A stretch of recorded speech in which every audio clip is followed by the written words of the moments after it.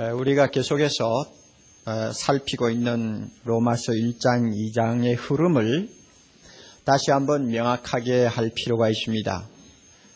이 세상에는 하나님의 진노를 피하고 심판을 면할 수 있는 자가 아무도 없다는 것이 전체의 주제고, 그 사실을 하나하나 증명하는 말씀이 마치 칼로 찔러서 쪼개듯이 세밀하게 구체적으로 설명되고 있습니다.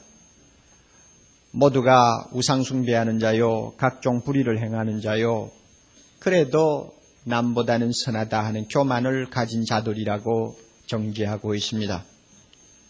이 정도 되었으면 이 세상에 거하는 사람은 하나도 예외 없이 다 이 말씀에 포함되고 이 심판에 모두가 다 해당된다고 말할 수가 있겠는데, 놀랍게도 아직도 여기에 수긍하지 아니하는 한 그룹의 사람이 남아 있습니다. 세상이 다 하나님 앞에 죄인이 돼도 나만은 괜찮겠지 하는 은근한 생각을 가지고 있는 부류의 사람인데, 그들이 누구인가 하면은 유대인입니다. 유대인이라고 하는 말은 이스라엘 백성들이 바벨론의 포로로 잡혀가서 한 7, 80년 고생하고 돌아온 다음부터 그 이스라엘 백성들을 호칭하는 이름으로 통일이 된 말입니다. 칭찬이라는 의미도 있고 찬송이라는 의미를 가지고 있는 매우 아름다운 이름입니다. 사실 이 이름 못지않게 유대인은 세계에서 가장 자랑스러운 혈통을 가졌다고도 할 수 있습니다. 그들이 너무 자기들을 자랑스럽게 여긴 나머지 유대인의 혈통을 타고나지 아니한 모든 세상 사람을 일컬어서 지옥불의 땔감이라고 말을 했습니다. 그만큼 그들은 위대하다 그겁니다. 막 그렇게 말을 하고 그렇게 빙정돼도 뭐 크게 잘못이 없을 것 같아요. 왜냐하면 우리가 구약 성경을 보면 하나님이 많은 민족 가운데서 유일하게 별로 잘난 것도 없는 이스라엘을 선택하셨어요. 그리고 그들에게 예수 그리스도를 메시아로 보내주시겠다고 약속했어요.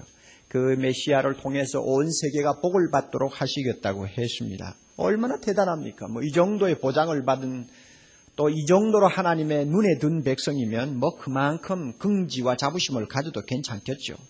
그러다가 보니까 이 긍지와 자부심이 그만 빗나가서 어디까지 생각하게 되었는가 하면, 세상 사람들이 다 멸망을 받아도 우리는 구원받는다 하는 데까지 이르게 된 것입니다. 그런데 오늘 본문을 보니까 과연 유대인의 생각이 옳으냐? 틀렸다고 말입니다. 하나님이 아니라고 하거든요. 오히려 이방인보다도 더 고약한 죄를 가지고 있는 사람들이 유대인이라고 오늘 이 본문이 지적하고 있습니다. 그래서 이 본문을 통해서 우리가 좀 유대인의 죄가 무엇이며 왜 그들이 구원받을 수 없었는가 하는 문제를 좀 구체적으로 검토할 수 있기를 바랍니다. 17절부터 24절까지 우선 보겠는데요. 본문이 오늘 길지 않습니까? 그러므로 제가 짧은 시간 안에 다 소화를 해서 여러분에게 어렵지 않게 알아들을 수 있도록 전달할지는 모르겠습니다. 여러분이 마음으로 기도해 주시면서 성경을 보세요. 저를 쳐다보면 오늘 꼴불견이니까 저 쳐다보지 마시고 성경을 보세요. 성경을 보시고 하나하나 보시면서 확인을 하시는 것이 좋습니다. 17절, 유대인이라 칭하는 내가, 이 유대인의 긍지를 지금 꼬집는 말입니다. 유대인이라고 말하는 네가 말이야 하고 그 마음속에 있는 어떤 특권의식을 지적하는 것입니다. 그들은 어떤 어떤 특권을 갖고 있습니까? 율법을 의지하는 사람들입니다. 이 말은 율법을 기댄다는 뜻입니다. 율법만 가지고 있으면 하나님이 복을 주시고 세상에서 가장 우월한 민족이 될 수 있다고 항상 이 율법을 기대고 사는 사람이라 그런 의미입니다. 그리고 하나님을 자랑하며 이 하나님이라는 신은 오직 유대인의 신이라고 그들은 자부했고, 세상의 어느 민족도 이 하나님을 자기 신으로 모시고 있지 못하다고 그는 자신했습니다. 그래서 얼마나 이 하나님을 자랑했는지 몰라요. 유대인이 머리에 빵모자 쓰고 다니는 거 보신 일이 있나요? 한 20cm 직경 되는 크기의 빵모자인데 그들은 그 빵모자를 머리에 얹어가지고 다닙니다. 회당에 들어가서 예배 볼 때도 그렇게 하고 심지어 전쟁에 나갈 때도 철모 밑에다 그 빵모자를 얹어가 나갑니다. 그러면 그게 뭐냐? 하나님이 내 신이다. 그것을 증거하는 것입니다. 여호와 하나님이 나의 신이다. 이게 자랑스러워서 그걸 갖다 얹어놓고 다녀요. 그만큼 하나님에 대해서 굉장히 자부심을 갖고 있는 민족입니다. 18절 율법의 교훈을 받아 하나님의 뜻을 알고 유대인들은 율법을 어려서부터 배웁니다. 율법을 요약해서 말하면 십계명이라고 할 수 있겠죠. 어려서부터 외워야 합니다. 그래서 십계명 한번 외워봐 하면은 아무리 뒹굴던 아이라도 벌떡 일어나가지고 서서 아주 부동자세로 1계명부터 10계명까지 외우는 것이 자녀들의 교육으로 되어 있습니다. 그러니까 하나님의 말씀을 배우고 정통했다는 뜻이죠. 그래서 하나님의 뜻을 분별합니다. 그 다음에 지극히 선한 것을 좋게 여기고 무엇이 선한가를 분별할 수 있는 식견을 가졌다는 말입니다. 19절에 내가 율법에 있는 지식과 진리의 규모를 가진 자로서 진리와 지식의 규모를 가졌다는 말은 성경을 많이 하니까 진리에 대한 전반적인 윤곽을 파악하고 있다는 말입니다. 꿰뚫려 본다는 말이에요. 자, 이 정도면 얼마나 대단한 사람들입니까? 세계 다른 민족이 누리지 못하는 특권을 그들이 누린 것입니다. 하나님이 유대인에게만 율법 주셨고 유대인만 그 율법을 배울 수 있고 그 율법을 간직할 수 있는 특권을 주셨어요. 그래서 이것이 아주 대단한 것이라고 3장 2절에 말합니다. 여러분 3장 1, 2절 보세요. 그런즉 유대인의 나음이 무엇이냐? 이 유대인에게 뭐 특별히 우월한 점이 있다면 뭐냐? 하고 물으니까 2절에 여러 가지 많이 있는데 첫째로 꼽으라면은 저희가 하나님의 말씀을 맡아가 있기 때문이다 그랬습니다. 이 말씀이라는 단어는 원래 십계명으로 쓰이는 용어입니다. 그들이 하나님의 율법을 갖고 있다는 것이 그들에게는 굉장한 유익이라는 말이요. 이만큼 특권입니다. 신명기 4장 6절 보면 이스라엘 백성들이 율법을 소유하고 있다는 이것 때문에 열국 앞에서 율법이 유대인의 지혜가 되고 지식이 된다고 말했습니다. 그리고 세계의 모든 나라가 유대민족을 볼 때마다 저 민족은 지혜가 있는 민족이요 지식이 있는 민족이라고 칭찬하고 존경할 것이라고 예언을 하고 있습니다. 이만큼 그들은 율법으로 인해서 하나님 앞에 받은 은혜가 컸던 것입니다. 이렇게 은혜가 크니까 자연적으로 무슨 생각을 하게 되었습니까? 우리 유대인은 율법을 갖지 못한 모든 이방인들을 가로치는 스승이다 하고 스스로 자처하게 되었습니다. 그 말이 이제 19절 마지막 부분부터 나옵니다. 소경의 길을 인도하는 자요 어두움에 있는 자의 빛이요 어리석은 자의 훈도요 어린아이의 선생이라고 스스로 자처하니 스스로 믿으니 유대인들은 자기들이 선생이라고 생각해서 전 세계 사람을 가르쳐야 된다고 생각했습니다. 여기서 소경, 어두움에 있는 자, 어리석은 자, 어린아이 이것은 다 동일한 의미를 갖습니다. 무엇을 말하느냐? 율법을 갖지 못한 무식한 이방 사람들을 깔보면서 하는 말입니다. 이렇게 하나님의 율법을 갖지 못한 모든 사람 앞에 우리는 율법을 가진 유일한 민족으로 축복을 받았으니 이 율법을 가르쳐야 된다. 그래 스스로 선생인 것처럼 자처하고 믿었습니다.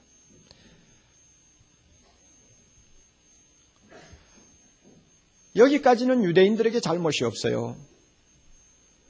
그들이 율법을 가졌다는 거 자랑스럽게 생각하는 거 당연하고요. 또 율법이 없는 이방인들을 가르쳐야 된다고 하는 책임도 느낀 거 잘한 것입니다. 그러면 무엇이 문제냐? 하나님께서 이제 구체적으로 지적합니다. 무엇이 문제냐? 아는 것만큼 순종해야 하고 입으로 가르치는 것만큼 실천해야 하는데 이것이 안 됐다는 것입니다. 율법을 압니까? 정통합니까? 꿰뚫려 봅니까? 그렇다면 그만큼 아는 것만큼 순종해야 되는데 순종이 따라오지 못해. 전 세계 사람들을 가르치는 선생이라고 자처합니까? 그래서 남을 아주 가르치기를 좋아합니까? 그렇다면 가르치는 것만큼 자기가 실천해야 되는데 그렇게 못해? 그것을 지금 이제 하나님이 지적합니다. 21절 봅니다. 그러면 다른 사람을 가르치는 네가 네 자신을 가르치지 않느냐? 참 기막힌 이야기죠. 도적질 말라 반포하는 네가 도적질하느냐?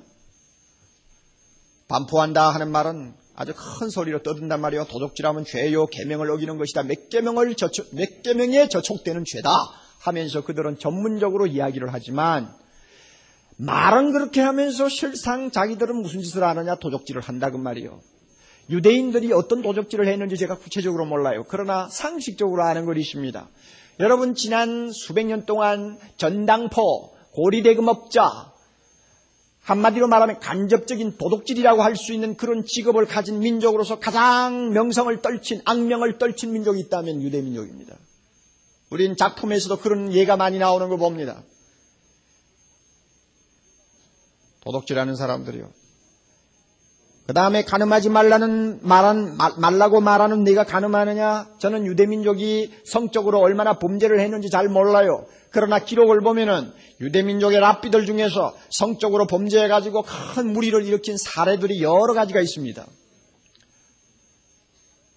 구약 성경을 보면은 유대인들이 우상숭배를 하면서 성적으로 얼마나 혼란해지는 것을 우리는 여러 선지자들의 성경을 통해서 발견합니다. 그러니까 간음을 하면은 7계명 범한다고 가르치면서도 자기들은 은밀하게 간음죄를 범하고 있다 그 말입니다. 하나님을 속일 수가 없죠. 우상을 가증히 여기는 네가 신사물건을 도둑질하느냐. 한 가지 알아두십시오. 유대 사람들은 본래 이 우상숭배에 아주 타고난 천부적인 소질이 있는 사람들입니다. 그래서 하나님을 섬기면서도 조금만 여유가 생기면 우상으로 돌아갔습니다. 이것이 우리 구약에서 보는 유대민족의 일종의 종교 역사입니다. 그런데 놀랍게도 우상숭배로 인해서 하나님 앞에 무서운 형벌을 받아가지고 바벨론의 포로가 되어 잡혀간 후 거기서 한 7, 80년 동안 환난과 고통 속에서 연단을 받아가지고 그들이 새 사람이 되어서 돌아왔습니다. 포로 생활에서 돌아온 백성들은 주전 538년부터 바울이 로마서를 기록하던 이 당시까지 약 600년 동안 한 번도 우상숭배에 빠진 일이 없습니다. 놀라운 일이죠. 한 번도 우상숭배를 용납한 일이 없습니다. 그만큼 철저했습니다. 그러니까 여기서 우상을 가증히 여긴다고 하나님이 인정했어요. 그거 좋은 겁니다. 우상을 가증히 여기는 우상을 아주 나쁜 것으로 취급하는 것은 잘했는데 뭐 했어요? 뭐 했나요? 신사 물건을 도둑질했다. 절간에 가가지고 도적질을 했다고 말입니다. 절간에 가서 도적질을 한 구체적인 예가 뭔지 저는 잘 몰라요. 그러나 여러 가지 기록들을 보면 자기는 우상 숭배를 하지 않으면서 돈벌이가 된다 하면은 우상에 관한 모든 것을 뒷거래하는 짓을 했습니다. 무슨 뜻인지 아시겠죠? 돈벌이만 된다 하면은 신상도 갖다 팔고 돈벌이가 된다 하면은 우상 섬기는 데 필요한 여러 가지 자질구레한 것들을 전부 다 가지고 장사했다 그 말입니다. 그리고 장사하는데 좀 부족하다 싶으면 도둑질도 했다 그 말이에요. 그리고 훔친 것을 사가지고 팔아먹었다 그 말이에요. 그러니까 유대인들은 자기는 우상 숭배 안 하지만은 돈 벌어서 좋고 이방 사람들은 훔친 물건 뒷거래하니까 아무래도 싸게 사지 않겠어? 그래서 싸게 사서 자기 신을 모시니까 더 좋고 그래서 세상 말로 누이 좋고 매부 좋다는 식이 돼버린 것입니다.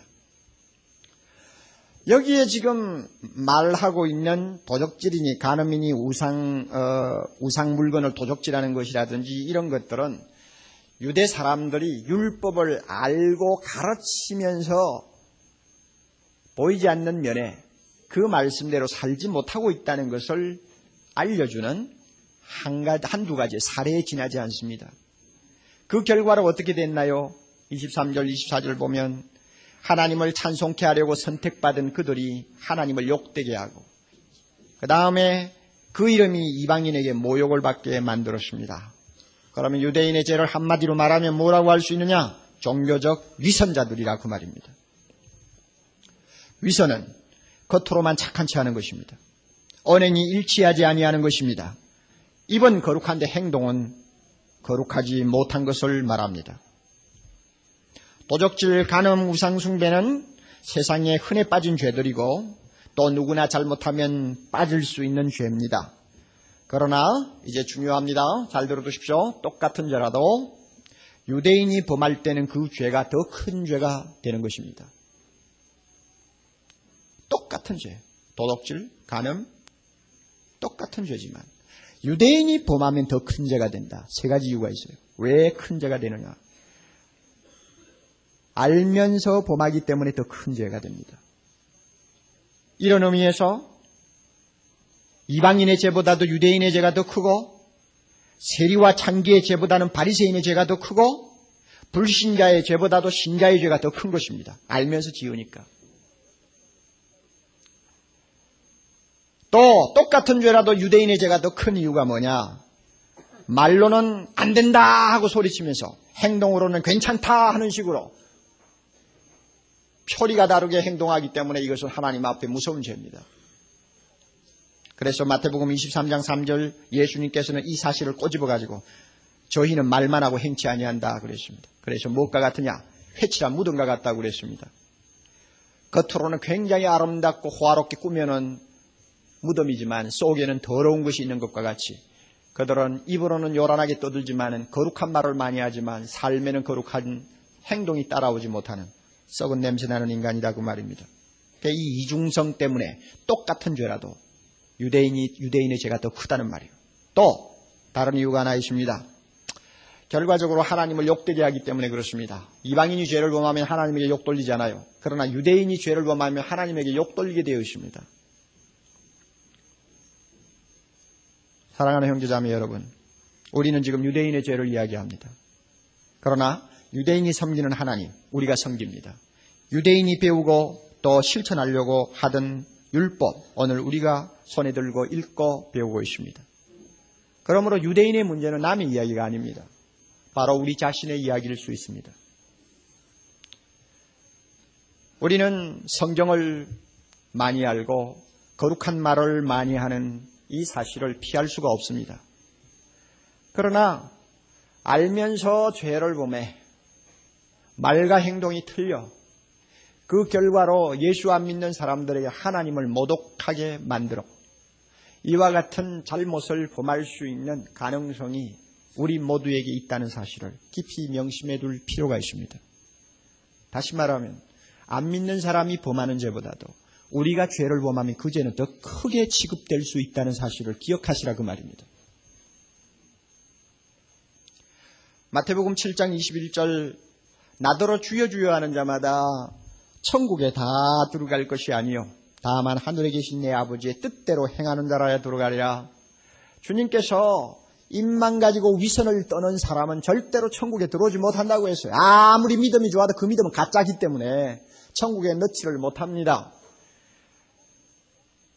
선지자 노릇을 하는 아주 귀한 직분을 가진 사람도 위선자는 천국에 못 들어온다고 그랬어요. 귀신을 쫓아내고 권능을 베푸는 특별한 은사를 받은 사람도 위선하면 하나님 나라에 들어올 수 없다고 합니다. 성직을 가졌다고 해서 위선 안 하느냐? 저는 그렇게 보지 않습니다. 유대민족이 세계 모든 민족 위에 뛰어난 우월성을 갖고 있었다는 그 사실 때문에 오히려 더 위선자가 된 것처럼 오늘날도 교회 안에서 목사 혹은 장로 혹은 집사 등등 직분을 가진 것이 오히려 그 사람을 더 위선자로 만들 수 있는 위험과 또 가능성이 많다는 사실 인정해야 합니다. 2, 3년 전에 제가 이 강단에서 예를 들었던 케이스입니다. 그때는 제가 이름을 분명히 밝혔습니다만 지금은 밝히지 않겠어요. 미국에서 텔레비 방송으로 유명한 목사입니다. 텔레비의 인기도를 따지면은 1, 2를 다툴 정도의 인기도를 누리던 사람입니다. 많은 사람이 그 사람을 통해서 예수도 믿었고 또 병 고치는 축복도 받았고 또 여러 가지 인생 문제를 해결받기도 했습니다. 그런데 나중에 그 사람이 창녀하고 불륜의 강제를 갖고 있다는 것이 드러나 버렸습니다. 그래서 텔레비에서 물러났죠. 물러나서 한 반년 정도 지나다가 이 사람이 다시 텔레비 앞에 나타났습니다. 그 이유는 내가 죄를 범하고 보니까 죄를 짓고 사는 사람이 얼마나 불쌍한지 복음을 전하지 아니할 수가 없어 다시 나왔다고 했습니다.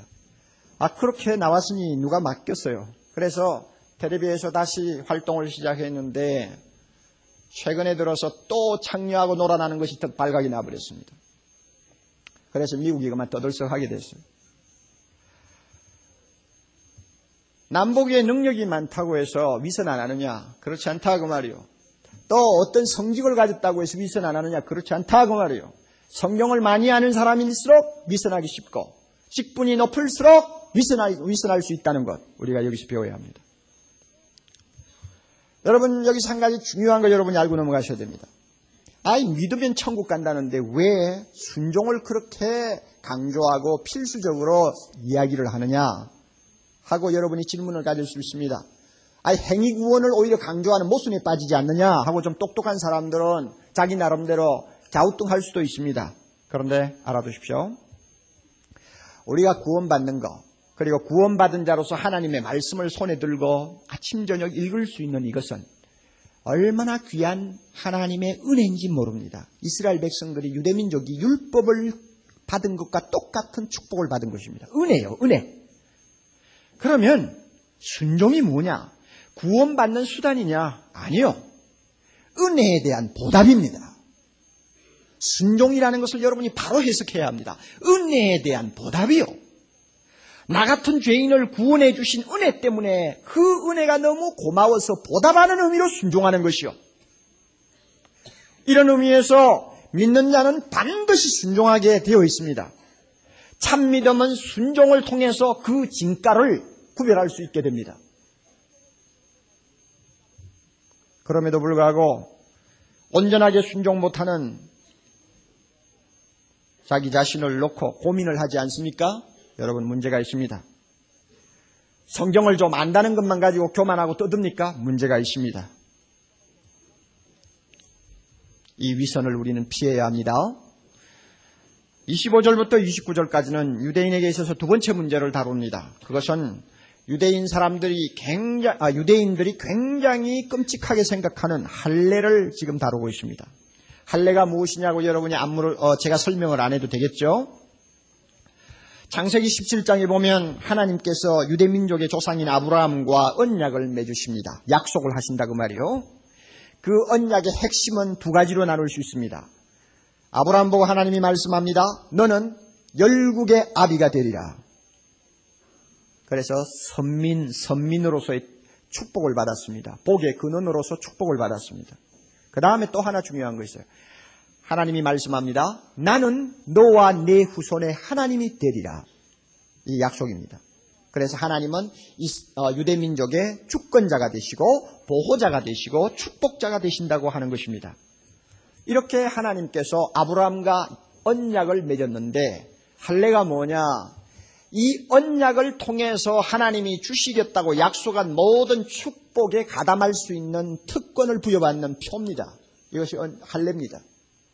그래서 아브라함의 자손들은 태어나자마자 8일 만에 꼭 할례를 받습니다. 그리고 그것을 굉장히 긍지로 생각을 합니다. 언약에 들어있는 약속받을 권리를 인정받았다는 점에서 굉장히 자랑스럽게 여깁니다. 이렇게 할례를 크게 생각하다가 보니까 유대인이 어떻게 착각을 하게 되었느냐 하면 할례만 받으면 구원은 자동 케이스다. 이렇게 착각했습니다. 할례를 구원의 수단으로 간주한 것입니다. 그래서 그들이 쓴 글을 좀 보면 이런 말들이 있습니다. 유대인은 하나님 앞에서 개인 자격으로 심판을 받을 수 없다. 그들은 국가적으로 민족적으로 구원의 약속을 받았기 때문에 개인은 그 민족 속에 포함이 되어서 자동적으로 구원받게 되어 있다. 이렇게 말합니다. 그래서 더 나아가서 할례만 있으면 비록 죄인이라도 믿음이 없어도 순종치 않아도 아브라함의 혈통을 타고난 유대인은 천국을 다 상속받게 된다고 하는 말까지 하고 있습니다. 그러니까 얼마나 기막힙니까? 여러분, 이 할례에 대한 유대인의 잘못이 무엇입니까? 종교적 형식주의에 빠졌다는 것입니다. 형식주의. 할례라는 형식만 거치면은 구원 문제가 자동적으로 따라 들어온다고 여겼으니까 그것은 형식주의죠. 여러분 25절부터 29절을 제가 간단하게 요약합니다. 세 가지로 요약할 수 있는데 첫째는 순종 없는 할례는 무효다 하는 것입니다. 하나님은 너희들 아무리 할례 받고 또 할례 받은 백성이라고 자랑스럽게 여기지만 순종이 따라오지 아니하면 그 할례라는 형식은 무효다. 아무리 할례를 100개를 받아도 하나님 나라에 들어올 수 없다고 하는 것입니다. 이것이 25절입니다. 내가 율법을 행한 적 할례가 유익하나 만일 율법을 범한 적 내 할례가 무할례가 되느니라. 무효가 된다 그 말이요. 유대 나라 사람들이 그걸 몰랐어요. 두 번째로는 할례 없는 순종이 유효하다 하는 것을 가르칩니다. 차라리 할례 받지 않는 사람이라도 하나님의 법을 순종하고 하나님의 율법을 실천하면 오히려 그 사람이 할례 받은 사람보다 훨씬 낫다 하는 이야기입니다. 그래서 26절에 무할례자가 할례 받지 못한 자가 율법의 제도를 지키면 그 무할례를 할례와 같이 여길 것이 아니냐. 할례 받지 못한 사람이라 율법 지키면 할례 받은 자로 인정받을 수 있다는 말입니다. 또한 본래 무할례자가 율법을 온전히 지키면 의문과 할례를 가지고 율법을 범하는 너를 판단치 않겠느냐. 의문과 할례하는 말은 글로 쓰여진 율법책 이것을 말합니다. 그 율법책을 들고 할례를 받았다는 그것 가지고 순종 안 하는 너희보다도 오히려 율법도 없고 할례도 못 받은 사람이 순종을 하면 오히려 그 순종하는 사람이 너희를 심판할 수 있는 자리에 있지 않겠느냐. 그러니까 어느 쪽이 더 유효하냐 그 말입니다. 순종하는 쪽이 더 유효하다는 말이요. 그 다음에 세 번째로는 29절입니다. 진짜 할례는 몸에다 표를 남기는 것이 아니라 성령으로 마음이 변화되는 데 있다고 가르칩니다. 그래서 이면적 유대인, 즉 영적으로 할례 받은 유대인이 진짜 유대인이지 몸에 할례를 받은 사람은 진짜 유대인이 아니라고 말합니다.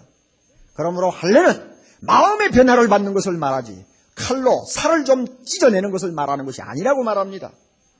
따라서 성령을 통하여 마음이 할례를 받아 새 사람이 된 자라야 하나님으로부터 칭찬을 받지, 몸에다가 어떤 칼자국을 남긴 사람이 하나님으로부터 칭찬받을 수 없다는 것을 29절에 단적으로 이야기합니다. 여러분, 할례 받은 사람이 순종하지 않는 것은 굉장히 큰 모순입니다. 이 유대인의 경우입니다. 왜냐하면 할례는 언약에 동참하는 것이라고 말했죠. 그런데 그 언약의 핵심이 하나님은 유대민족의 신이 된다고 약속한 것입니다. 그렇다면 하나님이 나는 내 하나님이 되겠다고 약속을 하셨으니까 할례를 받은 사람은 그 하나님을 모셔야 됩니다. 어떻게 모시느냐? 왕으로, 주인으로, 절대 권력자로 모시는 것입니다. 그렇게 모신다는 것은 그 하나님 앞에는 이유여하를 막론하고 순종하겠다는 것을 전제하는 것입니다. 그러므로 할례를 받으면 하나님 앞에 무조건 순종해야 됩니다. 그런데 이상하게 그렇게 하지를 않았어요. 갈라디아 5장 3절, 내가 할례를 받는 각 사람에게 다시 증거하노니 그는 율법 전체를 행할 의무를 가진 자라. 할례 받으면 율법을 순종해야 할 의무가 따르는 것이 바로 여기에 있습니다. 그런데 그들은 그렇게 하지 않았습니다. 순종의 책임을 차버렸습니다. 여러분, 우리가 형식과 내용이라는 것을 놓고 볼 때는 두 가지가 다 중요합니다. 유대인에게는 할례 받는 것도 중요합니다. 형식이니까요. 그 다음에 할례 받은 자가 순종하는 것도 중요합니다. 그것은 내용이니까요. 할 수만 있다면 두 가지를 다 가지는 것이 좋지요. 그러나 그것이 여의치 아니할 때는 둘 중에 어느 것을 놓는 것이 바람직합니까? 어느 것을 포기하는 것이 바람직합니까? 형식을 포기하는 것이 바람직합니다. 둘을 다 가지지 못할 때는 형식을 포기하고 내용을 가져야 됩니다. 다시 말하면 할례를 포기하고 말씀을 순종하는 삶을 따라가야 된다는 말입니다. 어떤 사람은 할례를 사인과 같이 사인에다가 비유를 했습니다. 여러분, 사인이라는 거, 도장 친다는 것은 무엇을 의미합니까? 특별히 값이 나가는 진품일 때 그 물건에다가 사인을 해 놓는다든지 아니면 증서에다가 도장을 치죠. 그래서 그 도장을 보면 그 안에 든 물건이 진짜 중요한 것이다 하는 것을 우리가 압니다. 그러므로 내용이 신통치 않으면 도장은 의미가 없어지는 것입니다. 지난번 가짜악기 사건이 한번 터졌죠. 가짜악기 거래 사건이 터졌는데 그 안에 아마 바이올린도 아마 들어있을 거예요. 저는 바이올린에 대해서 잘 모르지만은 17세기, 18세기에 이태리에서 생산되던 그 프루의 그 진품은 이제 나오지 않는다고 합니다. 그러니까 얼마나 값이 비싼지 세계에 그저 몇 개 정도가 돌아다닐 정도니까 얼마나 비싸겠어요. 나 잘 몰라요. 그러나 이름은 좀 알아요. 이태리의 아마티라든지 또 뭐죠? 스트라디바디라든가 그리고 과르넬이라든지 하는 이런 바이올린은 이거는 굉장한 고가품으로서 그 손에 넣으려면은 상당히 노력해야 됩니다. 돈도 많이 듭니다. 그러니까 그러한 진품은 반드시 사인이 있기 마련이고 아니면 증서가 있기 마련입니다. 왜? 가짜가 아니라는 것을 증명하기 위해서입니다. 이럴 때 내용이 참 가치가 있는 것일 때 형식이라고 하는 도장이 중요한 것이지 내용이 인형이나 그저 값싼 어떤 책 몇 권 넣어놓고 사인 100번 해봤자 소용없지 않습니까? 그렇죠? 싸구려 바이올린 아무리 안에다 넣고 사인을 해봤자 그 소용없는 거예요. 마찬가지로 할례는 사인이요. 순종은 값진 불후의 진품인 바이올린이요. 그러므로 할례가 유효하려면 내용인 순종의 삶이 따라야 된단 말입니다. 그런데 그것이 안 됐다는 것입니다. 오늘 우리에게도 이 형식주의는 굉장히 위험한 함정입니다. 유대인의 문제만이 아닙니다. 교회 생활에 익숙하고 신앙생활에 익숙해지는 것이 우리에게 불행을 가져올 수 있다는 사실을 항상 명심해야 합니다. 오래 믿다 보면 주일 예배나 세례를 받는 형식이 습관화되어 버립니다. 그리고 성찬에 참여하고 아침에 일어나서 기도하고 성경 읽고 그 다음에 아주 습관적으로 교회에 드나드는 것이 몸에 배어버립니다. 그러다가 보니까 마음이 담겨있지 아니하는 행동을 합니다. 형식을 굉장히 중요하게 따지면서도 내용을 잃어버리기 쉽다는 말입니다. 여러분 신앙 경력 내세우지 마세요. 신앙 경력은 형식이에요. 중요한 것은 내용이 있어야 합니다. 세례받은 지 몇 년 됐다고 자랑하지 마세요. 우리 교회에서 세례받은 연도를 크게 우리가 다루지 않는 이유가 있습니다. 어떤 사람은 세례를 받으려고 하니까 여러 가지 마음에 가책되는 게 많아서 신앙생활 좀 바로 할 때 받겠다 하고 기다리다 보니 5년이 지나가고 10년이 지나가서 겨우 받는 사람도 있어요. 그 사람은 그래도 신중한 사람이요. 그런 사람은 세례 늦게 받았다고 해서 신앙이 모자라느냐 못하느냐 우리 그렇게 평가할 수 없어요.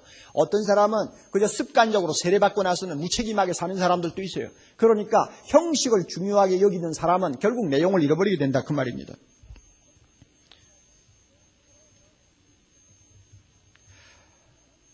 유대인처럼 할례받은 형식 이것을 중요하게 여기고 그것 때문에 자동적으로 구원받을 수 있다고 생각하는 사람, 기독교인 중에서 나는 세례받았으니까 나는 교회생활 몇 년 했으니까 믿는 집안에 태어났으니까 그래도 주일은 안 빼먹고 다니니까 하는 이런 형식만 가지고 나는 구원받을 수 있다고 착각하는 사람. 어떤 사람이 비유를 들었는데 이런 사람은 무엇과 같으냐? 시멘트 포대를 낙하산 대신에 어깨에 걸치고 비행기에서 뛰어내리는 사람하고 같다고 그랬어요. 여러분 집에 가서 한번 해보세요. 아파트 한 10층에서 말이죠. 시멘트 포대를 뒤집어 쓰고 한번 뛰어내려보라고요. 죽나 사나. 그런 형식만 붙들고 늘어지는 사람, 하나님 나라에 못 들어가는데 자기는 들어간다고 믿고 있으니까 그거는 스스로 자살행위나 다름이 없다는 이야기입니다. 유대인의 죄, 형식주의. 우리가 경계해야 합니다. 세 번째 유대인에게 드러나는 문제점이 있습니다. 그것은 3장 3절부터 8절까지의 내용입니다.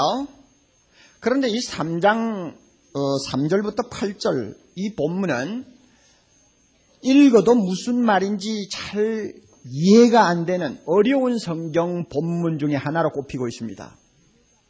그 말이 굉장히 묘하게 돌아가요. 그래서 참 힘들어요. 왜냐하면 이 내용이 이스라엘 백성들의 궤변을, 유대인의 궤변을 지금 이야기하는 것이기 때문에 알아들을 수가 없죠. 그래서 유대인은 위선자다, 유대인은 형식주의자다, 그러면서 구원받을 수 있다고 착각하는 것은 잘못이다 하고 바울이 따지니까 유대인의 마음속에 자기를 정당화하기 위한 이상한 이제 그 질문을 던지는 것입니다. 그 질문을 여기에 적어놓고 그 질문에 대해서 바울이 어떻게 대답하는가를 지금 이야기하고 있습니다. 그래서 여러분이 성경을 읽어가면서는 뜻을 정확하게 파악하기 어렵습니다. 그러니까 제가 알아듣기 쉬운 말로 이 내용을 여러분들에게 전달해 드릴 테니까 한번 조용히 들어보세요. 유대인이 바울에게 질문을 합니다. 자, 당신 말대로 유대인 중 어떤 사람이 하나님의 율법을 순종하지 않아서 구원받지 못한다면 이것은 하나님이 우리하고 약속한 언약을 일방적으로 깨트리는 것이 아니고 무엇인가? 선택하고 할례 받으라고 할 때는 언제고 우리를 버릴 때는 언젠가? 그런 하나님을 신뢰할 수 있다고 생각하는가? 이것이 유대인의 질문이요. 여기에 대해서 바울은 대답합니다. 하나님을 신뢰할 수 없다니 무슨 말인가?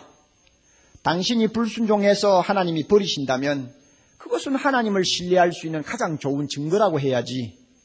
아니 생각해 보시오. 죄를 적당히 보아주면서 옳고 그른 것을 바로 분별하지 못하는 하나님을 믿을 수 있겠어?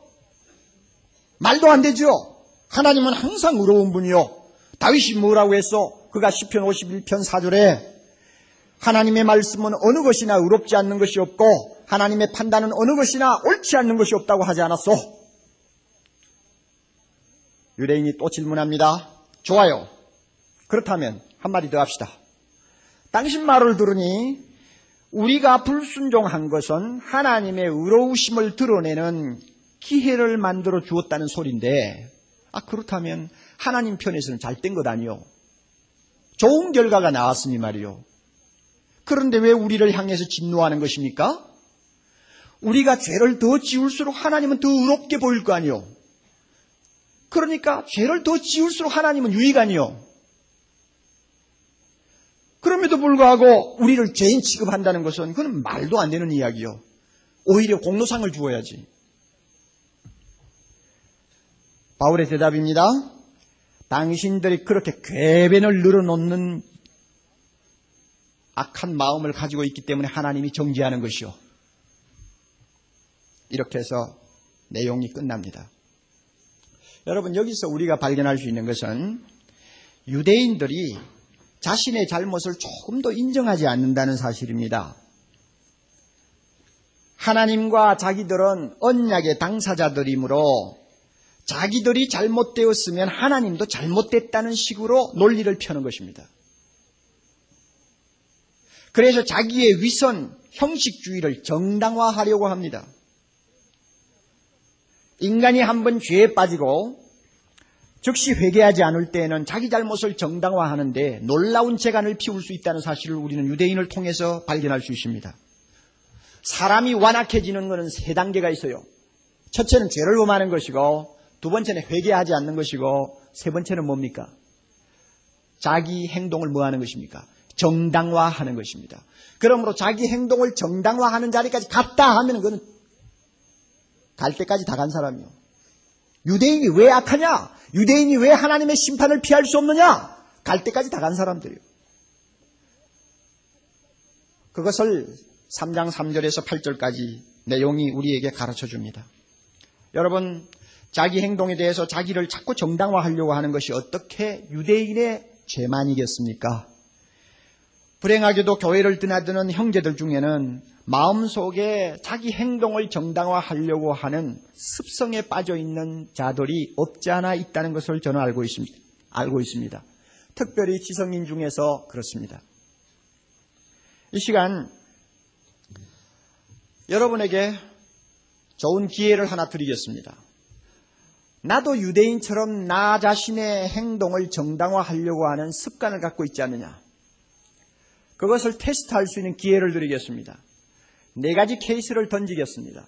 여러분이 들으시고 4가지 중에서 한 가지라도 공감이 가가지고 자기도 모르게 옳은 말이야 하면은 아이고 나는 유대인이구나 하는 것을 알면 됩니다. 아시겠죠? 자, 가룟 유다에 대해서 예수 그리스도가 인류를 구원하려면 십자가에 못 박혀 죽어야 하는데 십자가에 못 박혀 죽으려면 누군가가 팔아야 될 거 아니야. 그래서 예수를 팔아먹고 대대손손이 저주를 받는 사람이 되어야 되는데 그 희생을 누가 치룰 것이냐? 아무도 나서지를 않아. 그러니까 가룟 유다가 생각도 못해서 자기가 희생양이 된 거야. 그런데 왜 가룟 유다를 욕하냐? 왜 가룟 유다가 지옥 갔다고 하느냐? 상을 주어야지. 자, 이런 생각하는 사람이 있습니다. 마음으로 아멘 하면 자기는 유대인인 줄 아세요? 또 하나 던지죠. 에덴 동산의 선악과에 대해서. 왜 하나님이 선악과를 심어놓고 유혹을 받게 하냐? 그리고는 왜 그 결과를 힘없는 인간에게 다 뒤집어 씌우냐? 옳은 말이야. 옳은 말이야. 여러분 만약 생각이 되면 나는 유대인이요. 하나님의 사랑에 대해서. 아니 하나님이 그렇게 무한한 사랑을 가진 분이라면 만인을 무조건 구원해야 마땅하지 왜 믿는 자만 구원하냐 째째하게. 그러면 공감이 가. 참고 옳은 말이야. 그러면 여러분 유대인이요. 믿기만 하면 구원받는다고 하는데 왜 자꾸 순종하라고 떠드느냐. 응? 그러면 행위 구원에 빠지지. 이렇게 악한 세상에서 어떻게 성경대로 살 수 있어? 하고 마음속에 자기 변호를 하는 생각이 고개를 들면 나도 유대인의 근성이 있구나 하는 것을 여러분이 아셔야 됩니다. 이 가운데 한 사람도 없기를 바랍니다. 웃는 거 보니까 있기는 있는 모양인데 여러분 성령으로 마음의 할례를 받은 참 신자는 하나님 앞에서 자기 변호를 하지 않습니다. 자기 정당화 절대 하지 않습니다. 서로 억울하고 고통스러운 일을 당해도 하나님은 옳습니다. 잘못된 쪽은 나지 하나님이 아닙니다. 어느 경우도 하나님이 옳은 거지 내가 옳은 것이 아닙니다 하고 겸손하게 무릎을 꿇을 수 있습니다. 이게 마음의 할례를 받은 이면적 유대인입니다. 그러나 겉으로만 할례 받은 사람은 고개를 쳐들고 내가 잘못되면 너도 잘못됐지 하는 식으로 따지고 들어옵니다.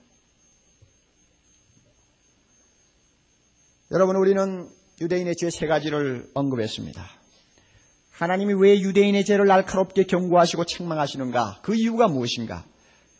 그들이 하나님 앞에서 죄인이라고 인정을 하지 않기 때문입니다. 그뿐 아니라 죄인을 구하기 위하여 하나님이 보내신 메시아를 배척하고 영접하지 않았기 때문입니다.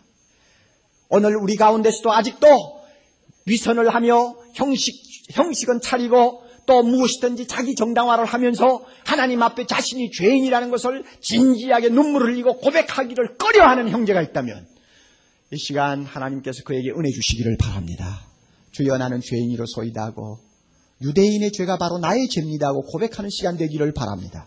그러나 우리들 중 대부분은 유대인이 아니라고 저는 믿습니다. 왜냐하면 우리는 성령으로 이미 거듭나서 마음의 할례를 받은 하나님의 자녀입니다. 믿습니까? 우리는 이미 예수 그리스도를 우리의 구주로 영접한 사람들입니다. 유대인처럼 예수를 배척하지 않았습니다. 예수를 영접했기 때문에 이 자리에 나와 앉아 있습니다. 예배를 드리는 것입니다. 또한 우리는 비록 온전하게 실천은 하지 못한다 할지라도 하나님의 말씀을 배우고 아는 것만큼 살아보려고 몸부림치고 노력하는 사람이라는 것을 우리는 양심적으로 알고 있습니다. 믿습니까 여러분? 온전하게 순종하지 못하는 고통이 우리에게 있습니다. 그래서 어떤 때는 위선도 합니다. 어떤 때는 형식주의자로 행세를 합니다. 어떤 때는 나의 잘못된 것을 변호하려고 고개를 쳐들고 하나님 앞에 대들 때도 있습니다. 그러나 근본적으로 들여다 따져보면 내가 죄인이라는 것을 긍정하는 사람이요, 내가 실천하지 못한다는 데 대해서 부끄러움을 느끼는 사람이요, 말만 떠들고 행동이 따라오지 못한다는 데 대해서 가책을 받는 성령의 사람이라는 것을 우리는 압니다. 우리 모두에게 이와 같은 은혜 주신 것을 감사합시다. 그러나 여러분에게 아직도 이와 같은 마음의 할례를 받은 자의 양심이 없다면 이 시간 여러분의 마음에 새로운 할례 주시는 시간 되기를 바랍니다. 성령으로 여러분의 마음을 바꾸어 놓는 시간 되기를 바랍니다. 우리는 유대인이 될 수가 없습니다. 그러므로 순종해야 합니다. 매일매일 생활에서 우리 하나님이 이방 사람들에게 욕먹지 않도록, 모욕당하지 않도록 내가 아는 것만큼, 내가 말하는 것만큼 100%는 못 될지라도 순종함으로써 하나님께 영광 돌리겠다는 것을 나의 최상의 이상으로 삼고 이 세상을 걸어가야 할 것입니다. 찬송가 377장을 한번 펴보시기 바랍니다. 377장을 보면 이 세상에서 하나님의 자녀로서 순종하며 사는 것이 가장 복된 길이라는 것을 가르쳐주고 있습니다. 예수 그리스도를 의지하며 순종하는 자만이 복을 받을 수 있고 매일매일 하나님 안에서 축복된 삶을 누릴 수 있다고 하는 것입니다. 이 찬송은 가사를 생각하면서 불러야 합니다.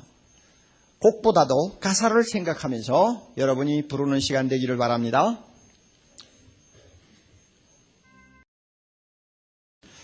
우리가 계속해서 살피고 있는 로마서 1장, 2장의 흐름을 다시 한번 명확하게 할 필요가 있습니다.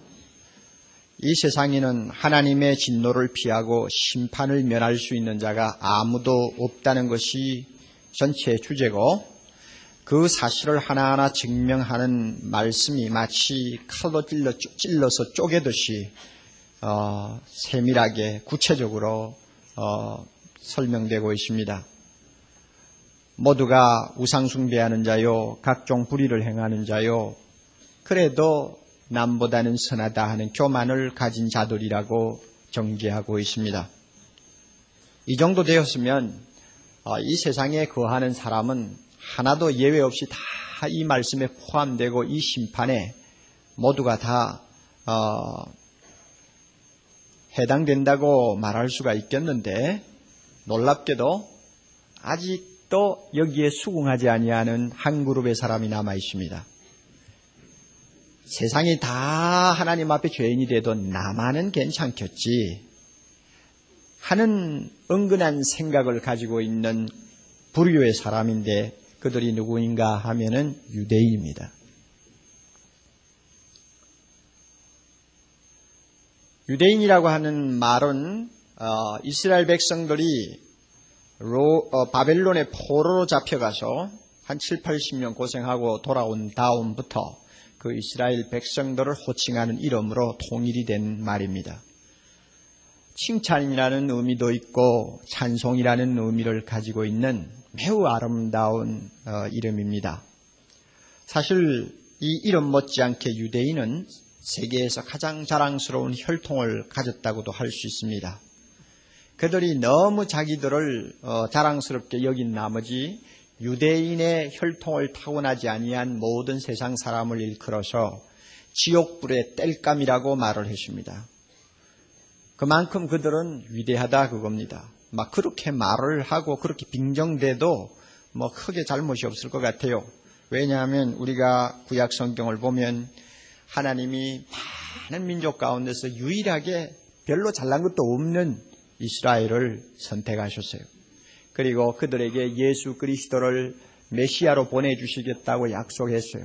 그 메시아를 통해서 온 세계가 복을 받도록 하시겠다고 했습니다. 얼마나 대단합니까? 이 정도의 보장을 받은 또 이 정도로 하나님의 눈에 든 백성이면 그만큼 긍지와 자부심을 가져도 괜찮겠죠.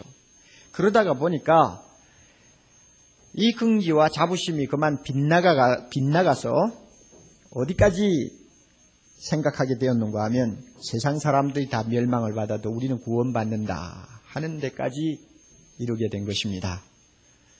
그런데 오늘 본문을 보니까 과연 유대인의 생각이 옳으냐? 틀렸다고 말입니다. 하나님이 아니라고 하거든요. 오히려 이방인보다도 더 고약한 죄를 가지고 있는 사람들이 유대인이라고 오늘 이 본문이 지적하고 있습니다. 그래서 이 본문을 통해서 우리가 좀 유대인의 죄가 무엇이며 왜 그들이 구원받을 수 없었는가 하는 문제를 좀 구체적으로 검토할 수 있기를 바랍니다. 17절부터 24절까지 우선 보겠는데요. 본문이 오늘 길지 않습니까? 그러므로 제가 짧은 시간 안에 다 소화를 해서 여러분에게 어렵지 않게 알아들을 수 있도록 전달할지는 모르겠습니다. 여러분이 마음으로 기도해 주시면서 성경을 보세요. 저를 쳐다보면 오늘 꼴불견이니까 저 쳐다보지 마시고 성경을 보세요. 성경을 보시고 하나하나 보시면서 확인을 하시는 것이 좋습니다. 17절 유대인이라 칭하는 내가, 이 유대인의 긍지를 지금 꼬집는 말입니다. 유대인이라고 말하는 네가 말이야 하고 그 마음속에 있는 어떤